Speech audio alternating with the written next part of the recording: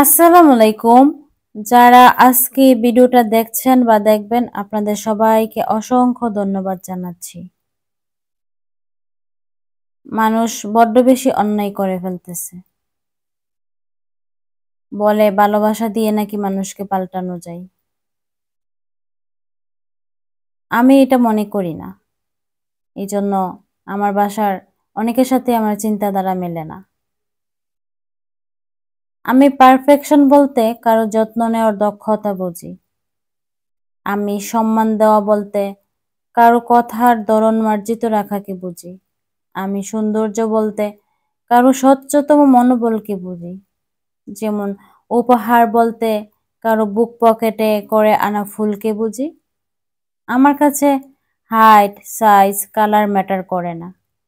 ওইসবে চোখের তৃপ্তি মেটে, মনের খোরাক জোগায় না। যদিও এই উপলব্ধি সবার সব বয়সের শুরুতে আসে না, সময় লাগে বুঝতে। অনেকে সহজে বুঝে যায়, অনেকে বুঝে না। আবার কিছু মানুষ আছে বুঝেও না বুঝার ভান করে থাকে, তাই না? কিন্তু একসময় সকলেই টের পায়, পারফেকশন কারো বাহিরের সৌন্দর্যের মধ্যে বিদ্যমান নয়। যা উপলব্ধির জন্য সময়টা লেগে যায় অনেকটা। অনেকে উপলব্ধি করে মেনে নেয় বিষয়টা, আর অনেকে মানতে চায় না। পৃথিবীতে অসংখ্য মানুষ, যার যার নিজস্বতা আলাদা। কিন্তু কাউকে একরকম দেখে ভালোবেসে অন্যরকম করে দেওয়ার চাওয়াটা না বড্ড বেশি অন্যায় হয়ে দাঁড়ায়, তাই না? কারণ আমরা তো আগে থেকেই জানা ছিল মানুষটার চাল চলন, পছন্দ অপছন্দ সবকিছু। তাহলে এখন কেন আমরা ওই মানুষটাকে পরিবর্তন করব? বিশ্বাস করুন, ভালোবাসা দিয়ে কাউকে বদলে ফেলাটা সবচেয়ে বড় প্রতারণা। কারণ মানুষটার হাতে তখন আর কোনো সুযোগই থাকে না। আপনি বাধ্য করে তাকে তার কাছ থেকে কেড়ে নিতে পারেন না। ভুল শুধরে দেওয়া যায়, অপরাধ ধরিয়ে দেওয়া যায়, কিন্তু মানুষকে যদি বদলে ফেলা হয়, এটা সম্ভব হয় না। ওই মানুষটা হয়তোবা কিছুদিনের জন্য আপনাকে খুশি করার জন্য নিজেকে পরিবর্তন করবে, কিন্তু ওর মনে ওই রাগটা, কষ্টটা রয়ে যাবে, বা মন থেকে ও হয়তোবা পাল্টাবে না। তাই ভালোবাসার মধ্যে এরকম করা ঠিক না। আর এমনটা করার অনুমতি ভালোবাসার মধ্যে দেয় না।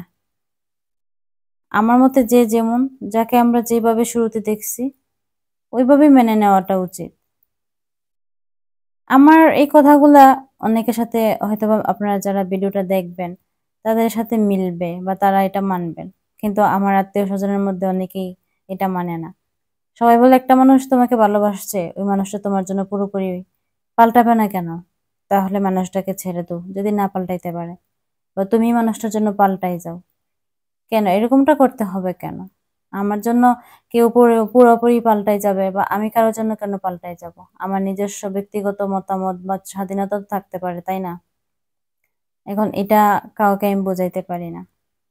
এই জন্য অনেক সময় দেখা যায় কি, আমার মনটা খারাপ হয়ে যায়।